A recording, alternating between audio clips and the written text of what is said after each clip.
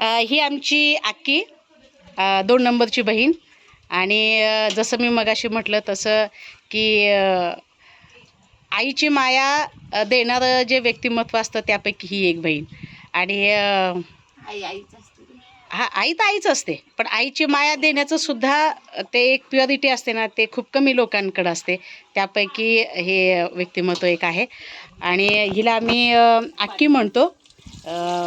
आणि आपण आता तिच्याशी बोलूया की आक्की, तुझ्या बालपणीची एखादी आठवण सांग की जी तुला बालपण म्हटलं की पटकन अशी आठवते. असंख्य आठवणींपैकी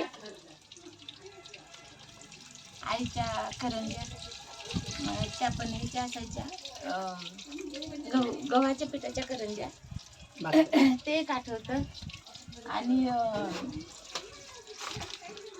स्वभावाचं असतात मला त्यावेळेला. लहान लेकरं कोण काय हे लक्षात येत नव्हतं, पण आताचे जे अनुभव येतात ते अनुभवच आहेत.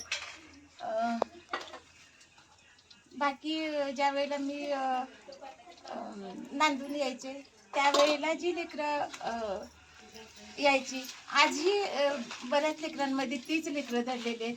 म्हणजे काय हरवलं देव करू ते सापडो, आणि नाही सापडले तर ते दुर्दैव आहे. ते की खरी माया ना विकत मिळू शकते, ना पैशाने घेता येते, काहीच करून मिळत नाही. आणि ह्याचा अनुभव ज्याला कळतो त्यालाच कळतो.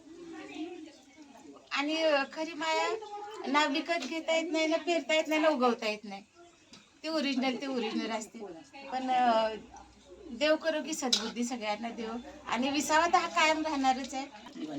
दिवाळी, करंजी आणि ताई छान ग्लासमध्ये ना चहा घ्यायची. आणि ताई आमची खूप शिस्तीची. मी ताईची बिग फॅन आहे बाबा.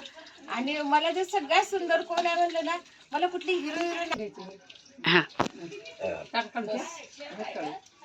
हा, आणि सगळ्या भावंडांना घेऊन जेवणं ते पण तिचंच होतं. आणि करंज्या मात्र आईच्या अशा असायच्या. आणि अप्रतिम त्या करंज्याची म्हणजे कुठं ते हेच नाही, चव कुठंच मिळत नाही. आपण तिथे ड्रायफ्रूट टाका, खोबरं काय काय ते उत्तम. आणि आईची पण ती आजही तीच माया आहे म्हणा, नाही असं नाही. पण आज जो तिच्या बुद्धीचं काही अंश हे होतं त्याचा कळत न कळत काय चाललेलं आहे परमेश्वर ते. आक्के, माहेर म्हटलं की तुला काय आठवतं, किंवा माहेराबद्दलचं तुझं काय मत आहे? अशी काय फिलिंग आहे तुझी? माहेर म्हणजे ना, माझ्या भाषेत सांगू का? हो हो. ही जागा म्हणजे जमीन ज्याला म्हणतो, ही गेटच्या मध्ये आल्यानंतर ताट्याची निधडी छाती, जे की खूप काही उन्हाळे पावसाळे सुखदुःख त्यांनी पाठीवर घेऊन विंचवायचं, ते काय म्हणतात ना, कासवाचं बिराट पाठीवर, तसं आम्हाला जे घेऊन ते चालायचे. त्याच भक्कम पावलाची ही जमीन. बाकी ह्या भिंती ज्या आहेत ना, योगेश लागतो. कारण की ते प्रोटेक्शन आहे ना, ते योगेश.